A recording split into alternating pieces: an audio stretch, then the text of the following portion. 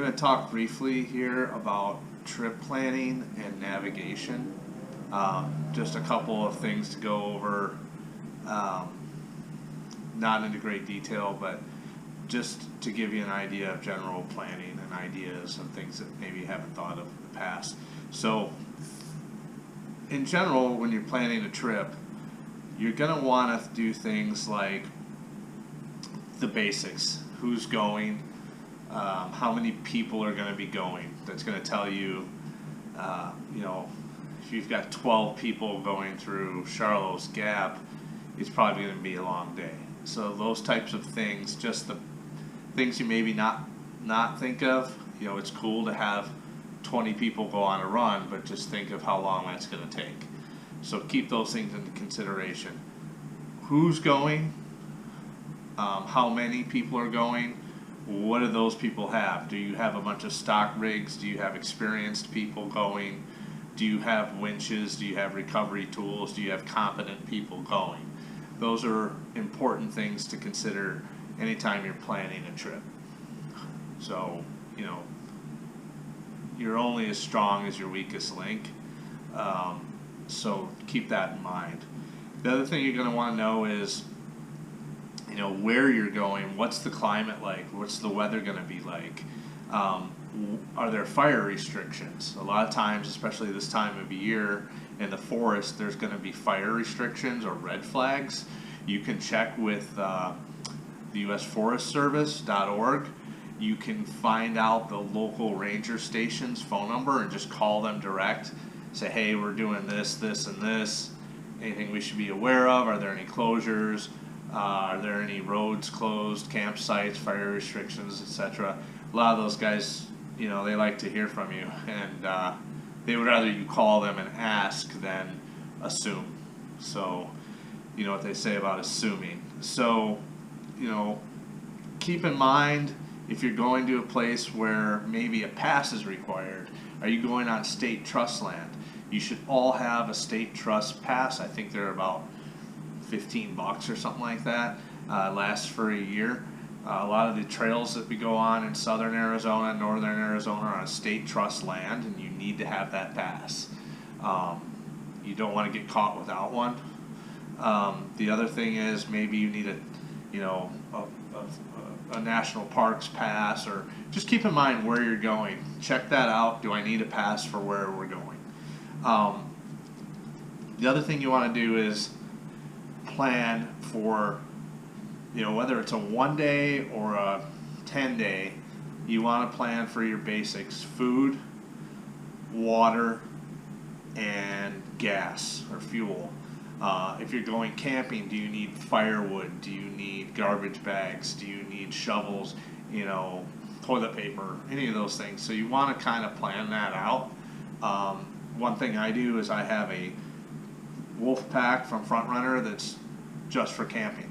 So everything I need to go camping for 10 days, 2 weeks is in that pack. So when I go camping, I grab that pack, put it in the Jeep, I'm good to go. And then I have my camp kitchen, which is always replenished. So if I grab my camp, I grab my camp kitchen, and I know I've got what I need. You're going to want to plan roughly, I think it's kind of high. They say 2.5 gallons of water per person per day. That's a shitload of water, especially if you drink beer.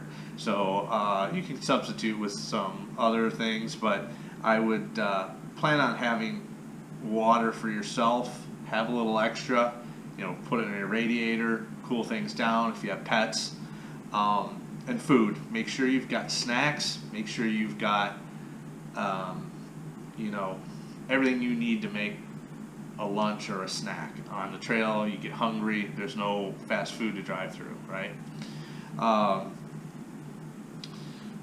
How are you going to cook? How are you going to, are you going to prepare food? Are you going to make food on a campfire, Dutch oven, a 2-burner?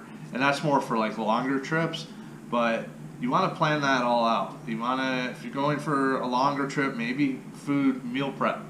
Put in your day's meal prep, write that out, label it so you know that you've got enough before you leave, and then maybe put an extra couple snacks or whatever in there for yourself. Also, plan on looking over the area that you're going to. It could be Moab, it could be Chiva Falls, it could be the border. Know your surroundings. Know what to expect before you get there. What's the weather going to be like? What are the roads going to be like? Are there obstacles? Is this passable? Is there flooding? Has there been recent rain?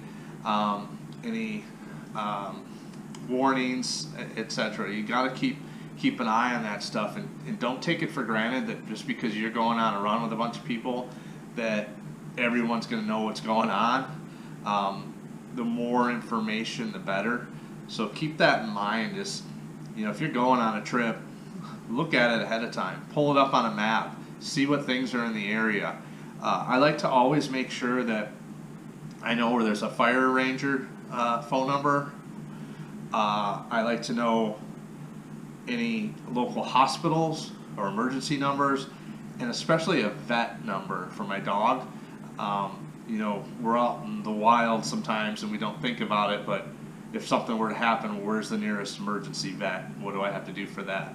So take those things into consideration when you're planning for a trip. Don't assume someone else planned for you, because that's a sure way to fail. And we want to have a good time. The way to have a good time is to make sure you have everything you're going to need to cover your bases. Okay? Make sure that when you're going out there, you know how long it is, any elevation changes, weather reports, recent weather. Do a little research on the trail. What do other people think? That information is just going to help you have a better time. The other thing that you want to do is, and this is probably something that you could talk about for hours, is navigation.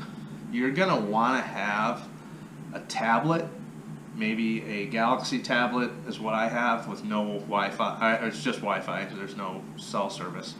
And I have Gaia Maps. So you can use Gaia Maps. It's free. You can use Backroad Navigator or whatever it's called. There's a ton of different free map services. Gaia seems to work the best for me and for the people that I know that use it. So it's a cool little system. You're going to want to download the maps before you go. You're going to want to make sure you check your resolution and make sure you can see the roads, see the routes, see the waypoints. I would do, and I've got on here, it's going to be hard to pick up on the camera, but I've got, this is Hell's Revenge, and fins and things. So if you notice on Gaia, you actually have like waypoints. Those are waterfalls. These are camp spots I put in. These are public camp spots. I put in these markers for campsites. Okay? I've got my altitude, my distance. How long is that trail, right? If you're going out on a trail run that's 50 miles in and 50 miles out, you need 100 miles worth of gas. So do your math. When you go out on a trail, always top off your gas tank before you enter the trail. No matter how short or long, do it with a full tank of gas. The one thing you're going to want to do, especially if you're planning a longer trip or a trip that you're not familiar with, is go over those maps, look at the natural landscape, try to find a few extra camp spots that you can fall back on in case you get lost or it gets to be dark and you need to know, hey, I know I can go here to camp. The other thing you're going to want to do is use Gaia Maps when you're out on trails. If you see something like an obstacle, a down branch, a flooded out road, a washed out path, anything that you want to make a note of or share, just add that waypoint in. If you see a cool ass camping spot, add that in. Now next time you go, hey, where can I camp? You're going to see that on your map and go, oh, cool, I didn't know, I forgot about this.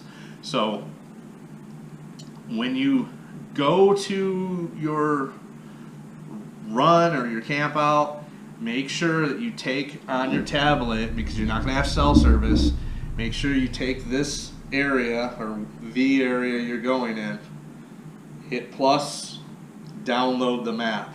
That way when you get on site, you're going to have that map saved into your device. You're not going to have to rely on cell service. Okay, that's the number one mistake that I see people making is they get out to a spot and they pull up their map and it's not there. They have no service because they didn't save that map before they left. So do that.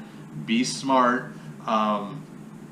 Check the length of the trail. Check, you know, what's it look like? What's the terrain? How hot is it going to be? Just prepare for those things quite a bit. That's pretty much all I have. We'll probably go into a little bit more in depth, maybe a boot camp or something on navigation. It is probably the most valuable tool that you can have on the trail is a good mapping system. So you can get out when you need to. You can get in, or more importantly, you can lead someone to you. So if you get stuck and you go, hey, I'm at Hell's Revenge, and you're talking to your ma, she has no clue what you're talking about, right? How is she going to get in, or how is your buddy going to come in and find you, or any of those things can happen. So be smart, be safe, and do badass shit. We'll talk to you later.